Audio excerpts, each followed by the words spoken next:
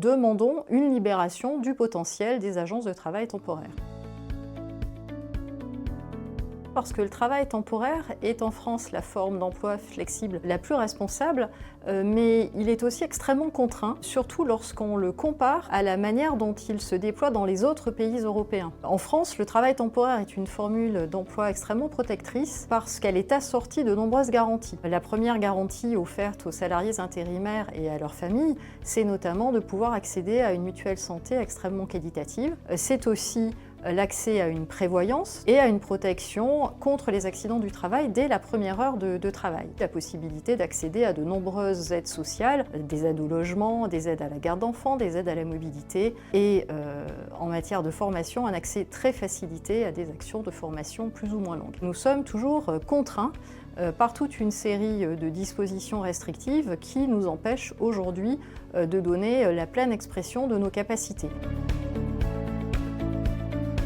Tout d'abord, il s'agirait de supprimer le délai de carence. Entre deux missions de travail temporaire, il a un effet néfaste très net, puisque le salarié intérimaire est obligé concrètement de retourner à France Travail, de s'inscrire au chômage pour percevoir des allocations en attendant de pouvoir reprendre une nouvelle mission. Une autre disposition qui nous semble tout à fait limitative et non justifiée, c'est la limitation du nombre de renouvellements qui est aujourd'hui de 2 en France. Et lorsqu'on combine en fait la coexistence du délai de carence et de cette limitation du nombre de renouvellements, on se rend compte que d'autres pays européens ont fait le choix de supprimer ces restrictions pour favoriser l'allongement des périodes d'emploi, ce qui nous semble une voie également très intéressante. Il y a encore d'autres limites qu'il faudrait arriver à surmonter, par exemple pour le CDI intérimaire, qui est pourtant un CDI, comme son nom l'indique, est encadré par exactement les mêmes motifs de recours que les contrats de travail temporaire classiques, à savoir le remplacement d'un salarié absent ou un accroissement temporaire d'activité.